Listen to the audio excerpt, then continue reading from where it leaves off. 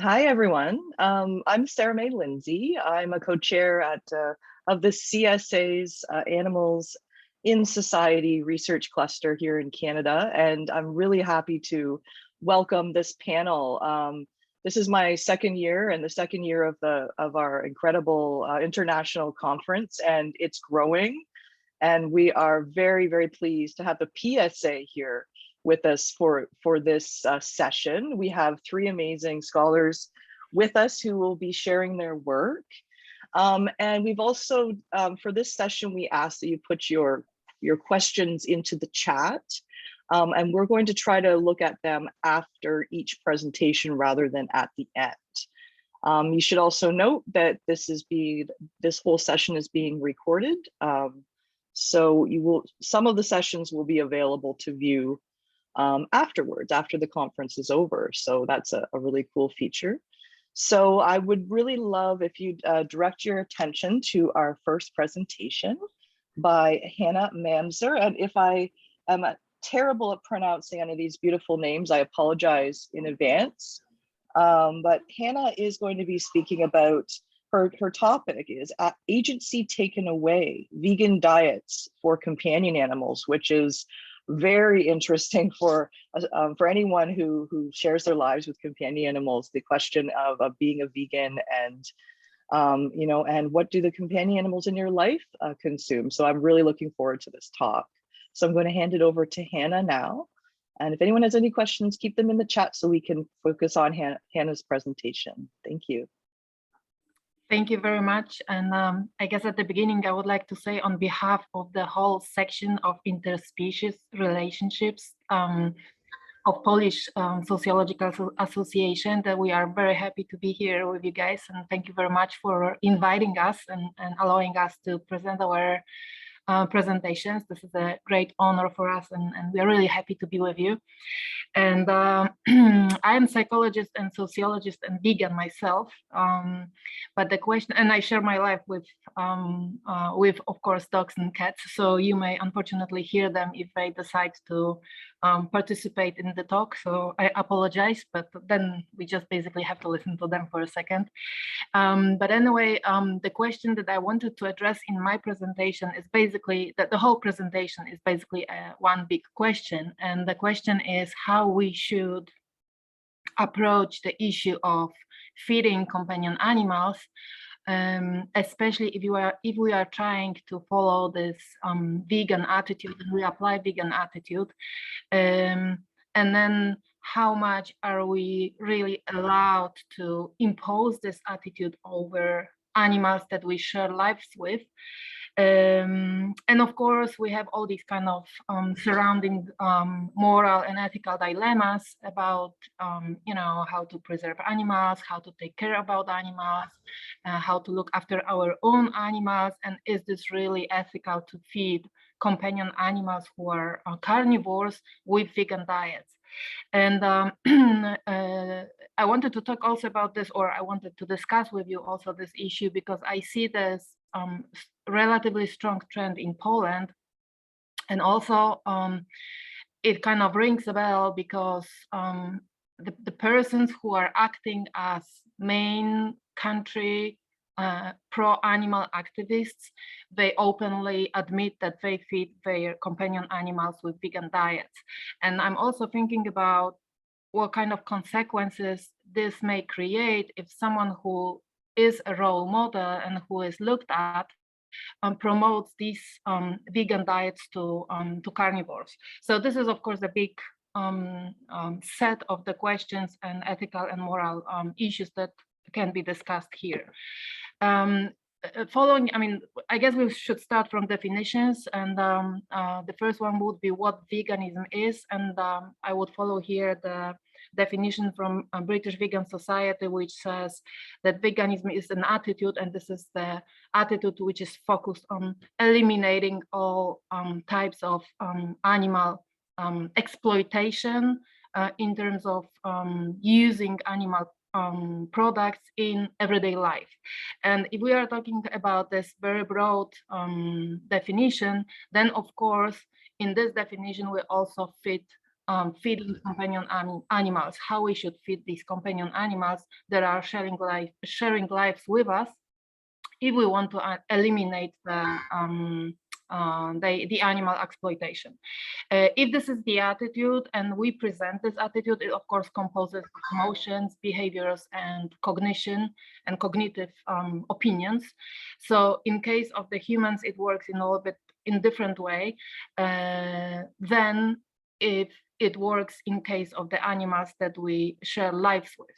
So in basically, we could discuss here animals that are dependent on caregivers and compare these animals to children in a way that also are being given certain types of foods, and they basically have no choice or no agency, and this agency is actively kind of taken away from these creatures, and they cannot decide themselves what would they eat and how they would eat. They are just given certain types of the foods. And of course, this discussion, I think, is very broad, but it's really also the discussion about, are we taking this agency from animals away? Do they actually have any agency, and how far or how serious is this issue of feeding in this respect? Because we are also nurturing animals, we are spying animals, and of course in this sense we are also taking the agency away. So we are controlling the animal bodies and animal lives, and the feeding with the vegan diets is one of the aspects of eliminating or decreasing the agency that animals, companion animals, have. We discussed with some friends about is it at all possible to get any statistics about how many people feed companion animals with vegan diets, and it's extremely difficult to get the statistics.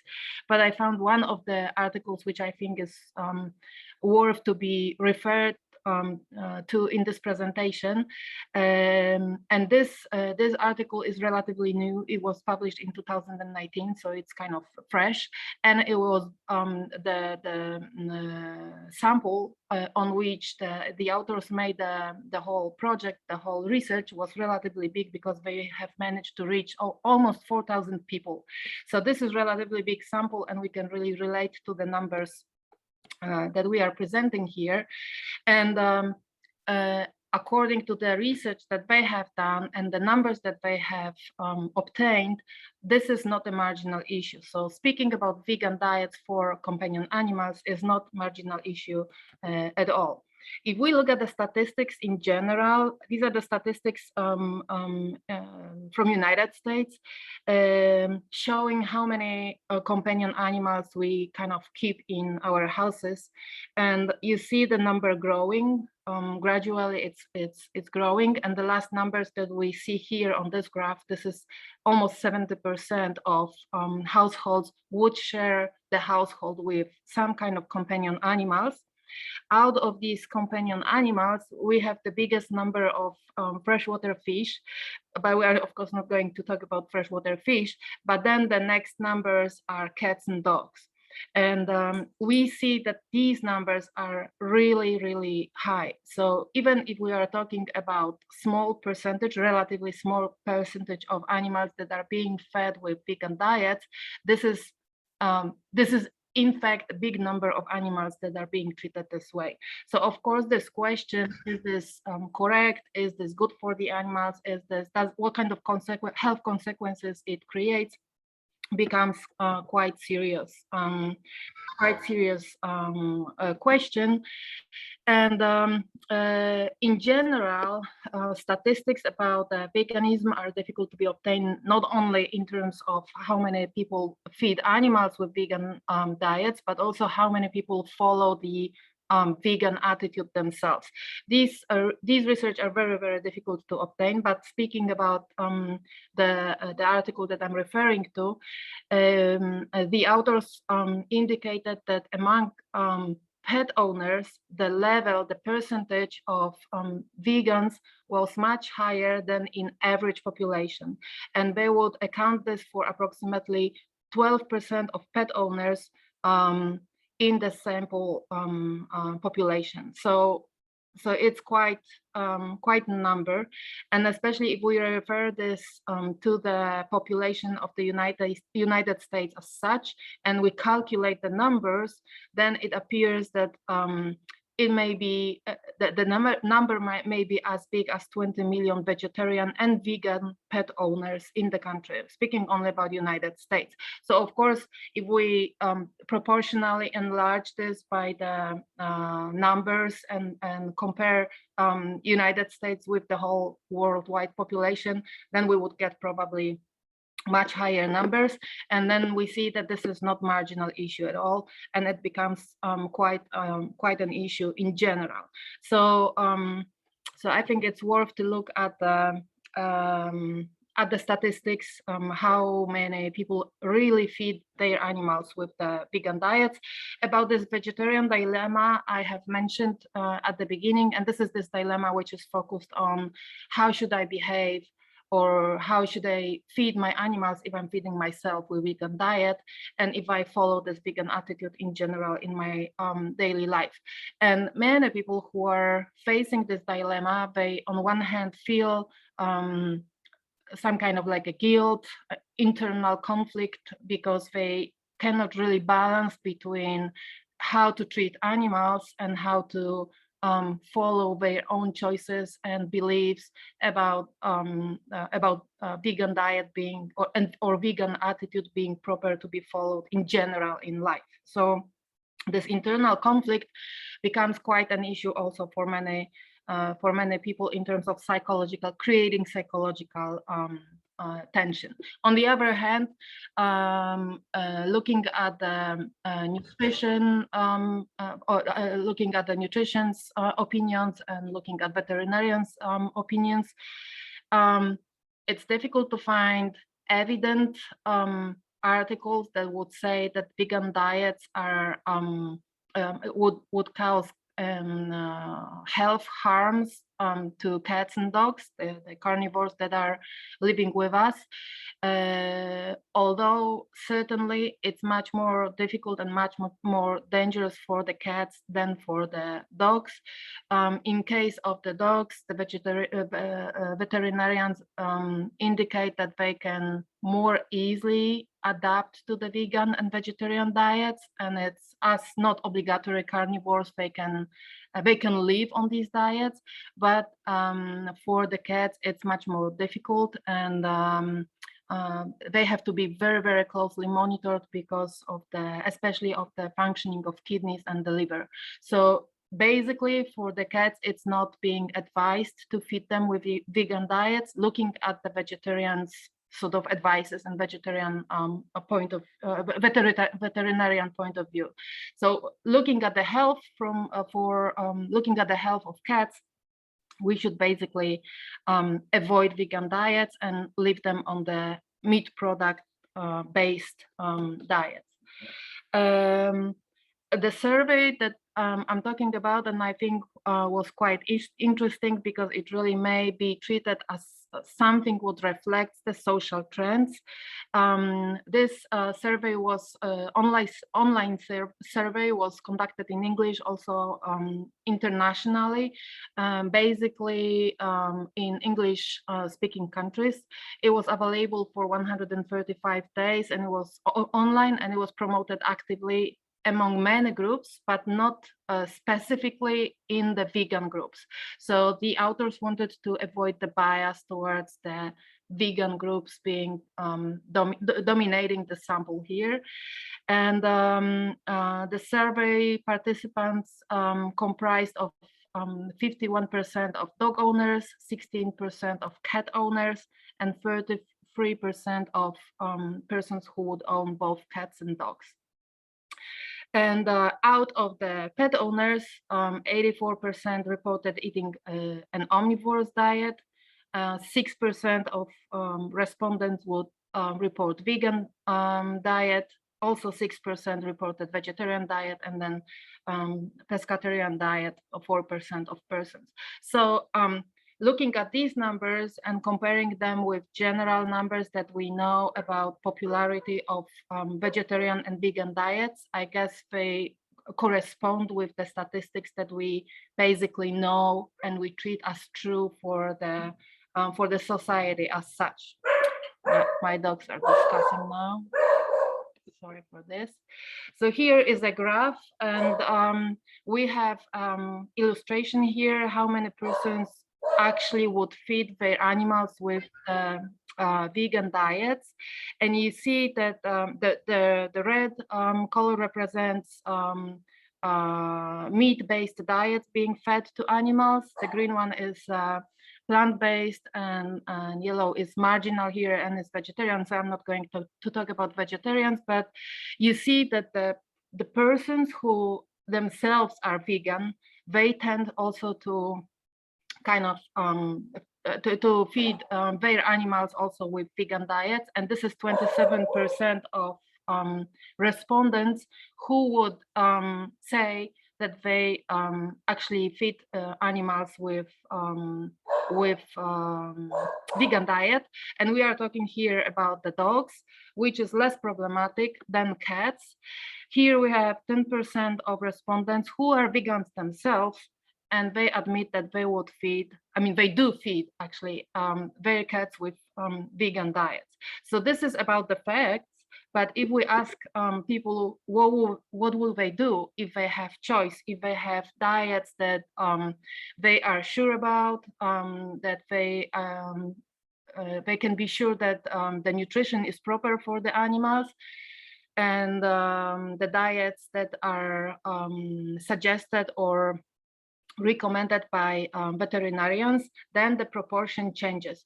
So here, basically on these graphs, we see the preferences of the respondents. What would they do if they know that feeding animals with plant-based diet is safe for the animals? And we see that the proportions change very much, meaning that basically majority of the respondents would feed animals with the plant-based diets if they didn't have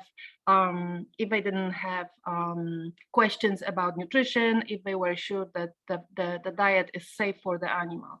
So this preference is quite strong, and of course here we are discussing just the option meat, non-meat diet. These authors didn't really ask the respondents about the option of feeding animals with motherless meat, clean meat, the meat which is produced from the cells, not from the traditionally obtained meat used basically based on slaughtering animals. So this will be, of course, another option for feeding animals with kind of vegan diet, or the diet which is based on meat but doesn't involve the suffering of animals and direct exploitation of animals. So the trends are very strong, and I think the numbers are also quite significant. So this problem, this issue seems to be quite visible issue in the society, and it's really something what is worth to be looked at. Of course, the motivation for feeding pets with plant-based diets is basically saving animals and saving the limiting the exploitation of animals, but also in some cases, which is really interesting, health concerns. So persons who are feeding animals with plant-based diets, they are concerned about feeding animals with meat because they think that this meat can be harmful for them. This is very interesting because if we refer to the veterinarian sort of sciences and nutrition sciences and the biology of carnivorous animals, then we know that this kind of concern does not really relate to the truth. What I want to say is that it seems that these persons who have concerns about feeding animals with meat, they don't really understand the real needs of animals, and they don't really understand what kind of food is natural for these animals that are living with them in their households. So that's very interesting because it also shows that in case of many persons, they don't really understand the real need of the animal that they are sharing life with. Preserving environment and limiting animal production. This is quite clear motivation. Empathy for non-human animals and environmental impact of modern pet food as well. Some persons think that by limiting feeding animals with meat-based diets, they can limit the production of meat products in general. This is not really the truth, because many or a majority of the food which is being produced for carnivorous animals is based on products which are not being eaten by humans. So these are basically the leftovers of the production for humans. So this is not really a case that by limiting the amount of meat products to the which we give to the animals, we limit the animal production, but some people obviously believe in this. This I have covered. I spoke a little bit about the problems, the health issues. And as I said, again, for the cats, this is much more serious than for the dogs who are being, which are being fed with vegan diets. They don't really seem to be that sensitive to change of the diet. In case of cats, this is much more serious. So of course we are getting here into this issue in the end, I guess. First of all, are we allowed, or are we morally, ethically allowed to impose the diet and our own choices on other creatures and other creatures, and especially if they cannot protest, if they cannot oppose, if they cannot make their own choices. So here, in a way, this anthropocentric point of view is again being seen, although of course all of us, we would like to limit the animal exploitation, but in this very specific example, I think this anthropocentrism that we apply is visible in a different way, in terms of what I just said before, imposing on somebody else our own choices and our own preferences and our own beliefs and attitudes. So that's very interesting point. And I think in some extreme cases, feeding animals, carnivorous animals with vegan diets can be treated as mistreatment and as form of the domestic violence, because all these animals that are being kept in houses or households, they don't really have a choice and they don't really have an option to get any other food. So the limitation of the agency of these animals seems to be quite visible here. And of course, this is the issue, I understand, as I said at the beginning, this is the whole issue about how far we can influence and how far we can decide for our animals, and how far we can limit their needs and which needs we believe are necessary for them to be happy, and which needs can be eliminated, and fulfilling of them can be eliminated, and it doesn't make harm to the animals. So here, this balance between our own choices and our own happiness and emotional balance, and then animals happiness and animals, so to say, balance, is very questionable. In conclusions, I think that this form of imposing our own attitudes on animals can be really treated as domestic violence in some kind of aspects, especially if we understand violence as unbalance in resources. So if we look at choices or options for making choices, and the power of making choices, and the power of influencing and imposing our decisions on animals, then certainly we possess many more resources than animals. So in this case, this imbalance is quite visible, and really this the way of feeding the animals can be treated as domestic form of the violence. Very interesting question is who we really care for here. Is this animals welfare, or is this owners welfare? So so this is also interesting to answer this question, and I guess this will be the subject to be researched in sociological research, psychological research maybe as well. Would be interesting to discuss how far this can go, and do really people are people really aware about kind of using animals and yeah, let's say using animals to fulfill their own needs and to feel to feed them with the vegan diets because they just want to feel better about themselves. It can be also treated as extreme form of domination in terms of extreme limitation of the choices.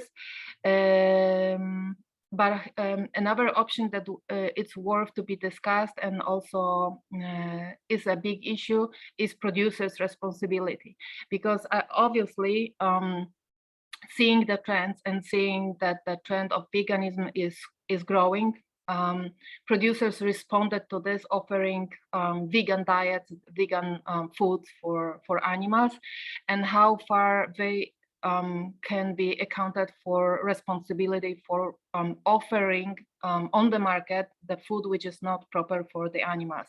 There are also the research which are comparing and analyzing the food which is offered on the market, how far this food fulfills the nutritious needs of animals. And in the research that I have read, basically each of the foods, the vegan foods that were offered on the market had something missing. So there was no food which is fully responding to the animals' needs in terms of the nutrition. And again, the question is how far the producers can be accounted for responsibility for providing the choices which are for the owners, the choices which are not really healthy for animals. Of course, we have no control of what animals are being fed at homes, and this is also the huge issue. We can only ask about what people do and how they behave, but this is we are just basically researching the statements and opinions, and the real behaviors are not really visible, and we cannot really check them. So this is also interesting question. And of course, this motherless meat could be treated maybe as a solution which kind of fulfills the needs and desires of humans who want to be vegans and who want to follow vegan lifestyle, and animals that still need to be fed with meat-based products. So Hanna. Hi, yes, Hanna. In minding time, yeah. I'm wondering if, thank you so much. I didn't want to interrupt you, but I'm hoping we can fit in a couple of the questions that we have here. Thank you so much for bringing up such a, I love this photo is of something else, and you brought up at the end. A couple of questions that have come up, I'll just kind of skip the last one that came in. Is kind of, it's a longer explanation, but then the question is, isn't the limitation of animal agency given by the overall structure of pethood more than vegan practice? So do you have a comment on that? Mm-hmm.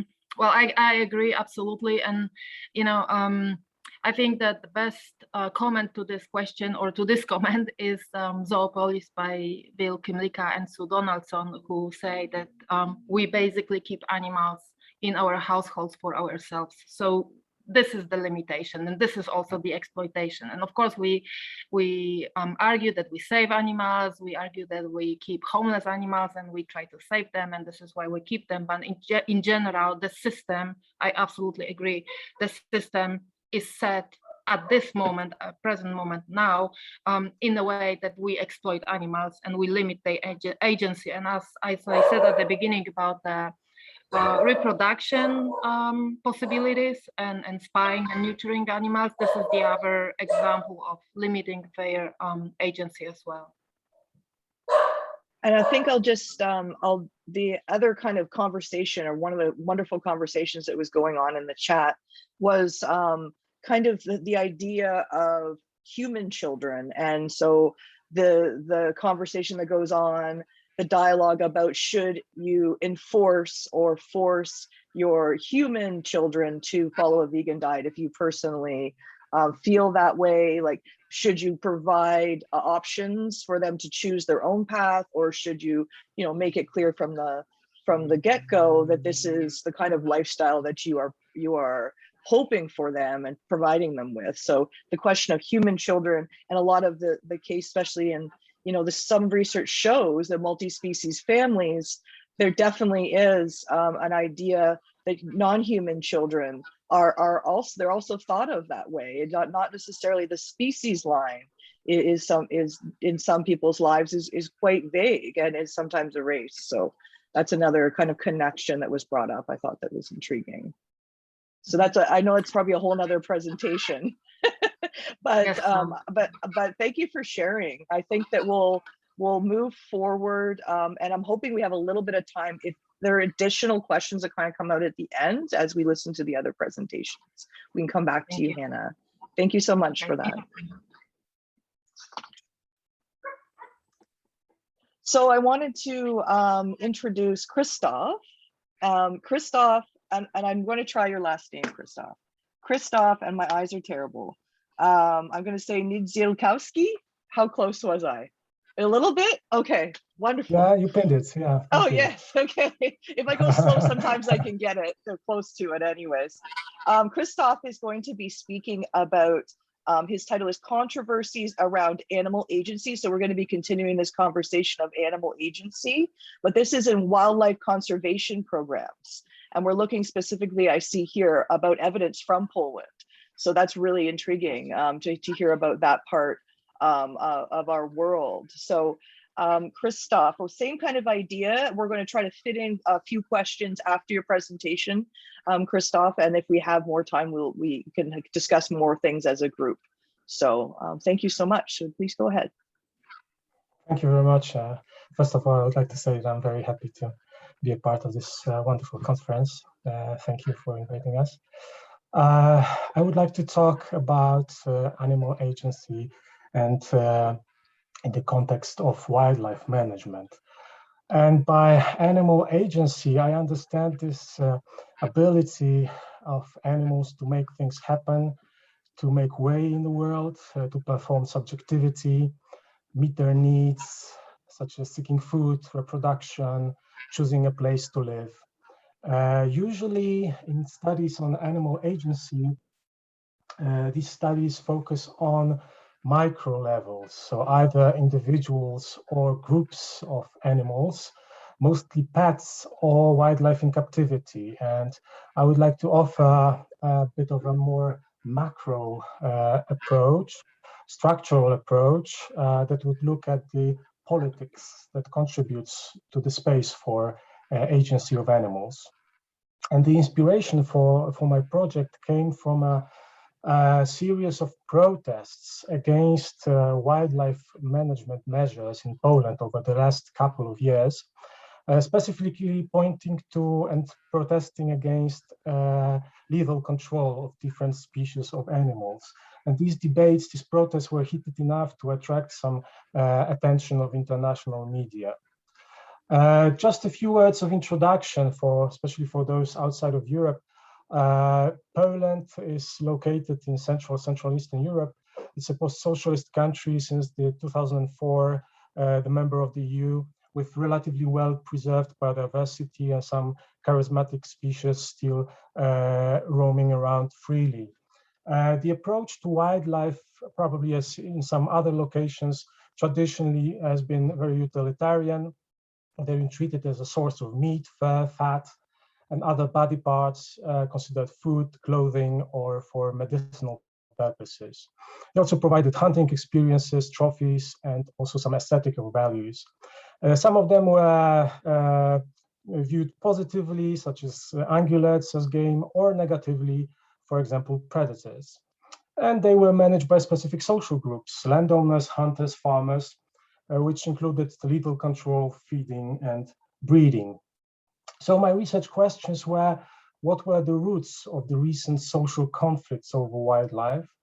what was the impact of socio-political transformations and particularly discursive changes on wildlife institutions that regulate wildlife movement and wildlife management, and how these processes influenced the space for the agency of wildlife. And for that purpose, I analyzed 3 case studies of different species with different status: the wolf, the moose, and the European bison.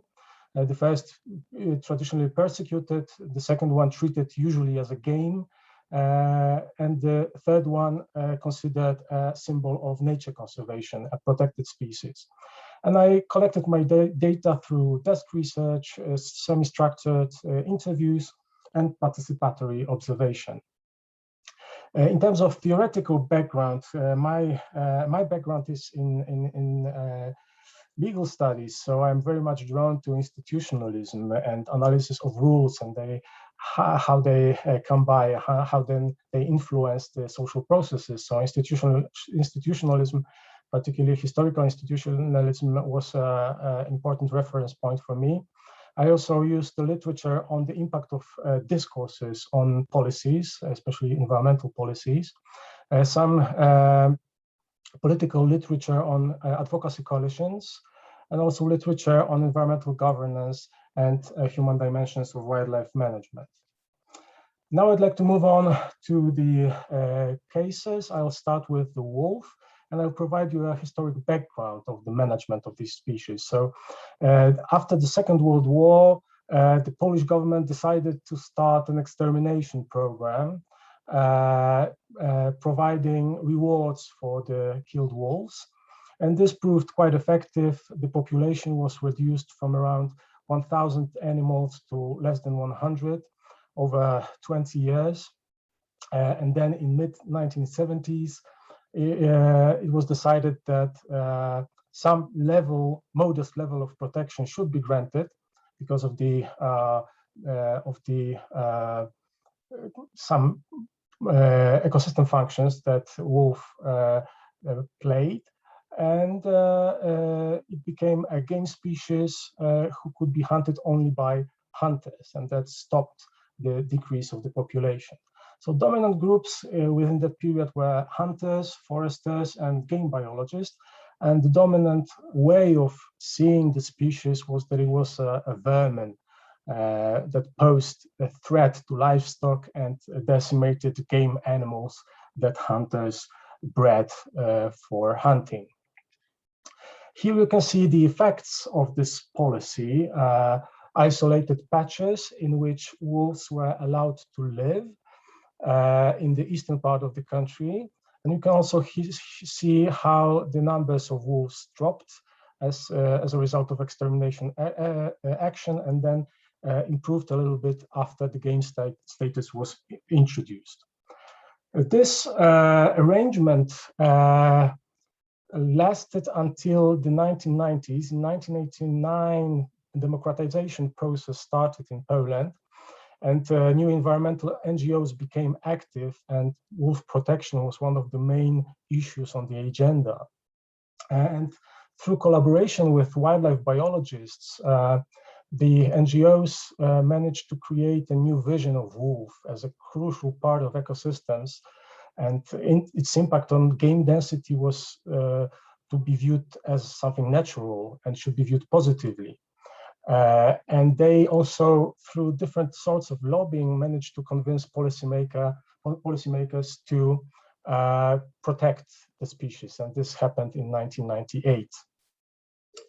As a result, this created an opportunity for wolves, for the species to migrate, to grow in numbers, and to expand to new territories. And you can see here this process was quite rapid. Right now, wolves from Poland moved to Germany, and then further west to the Netherlands, Belgium, and Denmark. Another case is a case of the moose. This species was also decimated during the war, this time during the First World War. And hunters and foresters decided to bring this species back, mainly for hunting purposes, so very fairly utilitarian values, but also for aesthetic values of having such a magnificent animal in the forest. And they were successful in bringing it back. The population grew, and since 1967, hunting was allowed. Again, social political change of 1989 influenced the situation. The moose started becoming overhunted, and it contributed to the decrease, the dwindling of the population, which resulted in a hunting ban in 2001. And it was a regular policy instrument to be introduced, but what was different was when the population grew again and foresters and hunters wanted to lift the ban and start hunting, it turned out that it's not that easy, because this coalition of environmental activists and conservation biologists challenged this need for lethal control and pointed to the role of moose in the ecosystem. And they were quite successful in stopping the attempts of the government to reinstitute moose hunting in 2014 and 17, but by different tactics, including online petitions, contacts with mainstream media, and use of social media, as you can see here in these pictures. As a result, the moose is still considered formally a game, but it's a game that cannot be hunted. So practically speaking, it's a protected species. And because of that, it can migrate similarly to the moose, to the wolf further west. And its population numbers are growing. And the last case is the case of the European bison, again, similarly to the moose.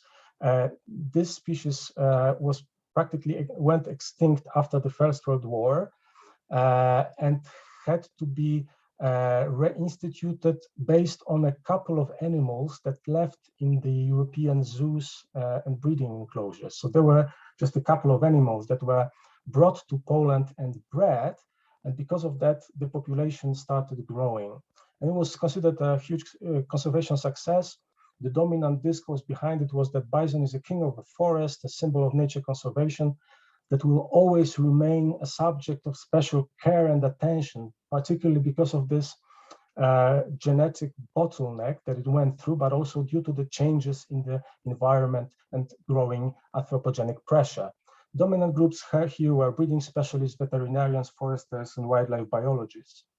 At some point, as the population grew, it was a question whether we should start control it legally or not.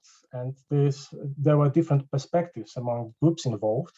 Breeding specialists, veterinarians, foresters thought that it's time to start culling these animals.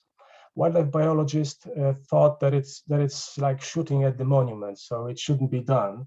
So there was some kind of some political struggles and lobbying. As a result, a mixed approach was developed. In some areas, these red dots, bison could be commercially hunted. In some other areas, it was legally controlled by, for example, national park rangers. In some other areas, it could live undisturbed. And again, this arrangement was under pressure since 2004 when Poland joined the EU. And bison became strictly protected species according to the Habitats Directive, so the EU legislation, as a priority species. This coincided with the growing awareness among the public that bison, the protected animals, the monument, are shot for profit. And that led to a number of protests, and it was quite strongly publicized. As a result of that, in 2018, the government decided to stop commercial bison hunting. They are still legally controlled, but not commercially. And as a result of these processes, the population keeps growing, especially if you can see this top points. This is the free-ranging population. So they are expanding now. So to conclude, foresters and hunters dominated wildlife governance for the most part of the 20th century, and they represented a utilitarian, anthropocentric approach that emphasized the need for human intervention, human control, to determine if where and how many animals should live in particular parts of the country. And hunting was their basic management tool. Social political transformation of 1989 opened this area of policymaking to new actors and discourses. NGOs and wildlife biologists formed a coalition. They represented more ecosystem-oriented view that emphasized the value of animal agency, that emphasized the evidence-based adaptive management, and had a critical view on hunting as a management tool. And the accession to the EU strengthened this coalition. However, within this structural context, the final result of struggles depended on the institutional capacity of those coalitions, their ability to protect or disturb existing institutions based on the resources that they had, political, organizational, financial, cognitive, etc. And my final conclusion is that despite seemingly unfavorable political conditions, in Poland, there's a conservative government in power since 2015, wildlife policies have increasingly gave space for animal agency, which suggests that despite the official narrative of policymakers, there is a strong social support for this type of policies, and that environmental actors are quite effective in providing this space for wildlife agency. That's me. I would like to acknowledge the funding body, Polish Center for Science. If you are interested, we've published a couple of papers on wildlife governance in Poland. So you can find it online. And thank you very much for your attention. Thank you, Krzysztof. That was really intriguing. It's a different slant on animal agency, perhaps because there's this division between domesticated or companion animals and what is wildlife. And I don't see any questions directly at this time, but I was thinking when you were speaking, when I did my undergrad in environmental studies, and there was such a focus on these charismatic megafauna, and speaking about certain species with kind of awe and reverence. And I'm still wondering, in a lot of what you were saying, agency still was kind of a little quiet. And just, I wonder if you could speak to how you see this, maybe in comparison to animals that are closer to us geographically or physically, that it still feels more like an ecosystem question, a question about the health of a larger system than the individual beings that are hunted and managed, as you were saying. I'm just wondering if you have any thoughts on that. Definitely, when you listen to environmental activists and wildlife biologists, it's more this ecosystem approach and thinking about the species as a whole rather than individual animals. But then if something happens, for example, in case of wolves, we've had quite a heated discussion now about legal control of some wolves that come close to human settlements.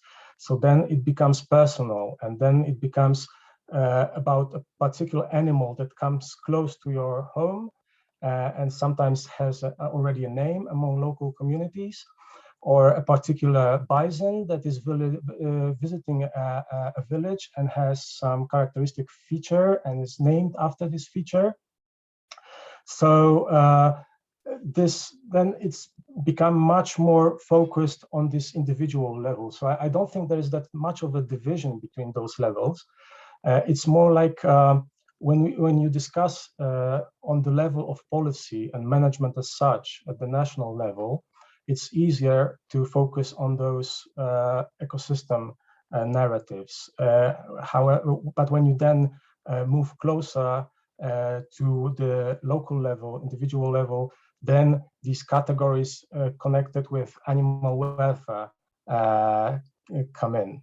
So I think they are connected, and these actors are also quite skillful in changing these narratives to be effective institutionally, to protect those institutions. So they change the register when they speak to the policymakers at the meeting in Warsaw, and they change this when they meet with the local people, for example, afraid of a particular wolf that is visiting their neighborhood. So I don't think these are separate narratives. I think they are complementary. Thank you. That helps a lot. That's really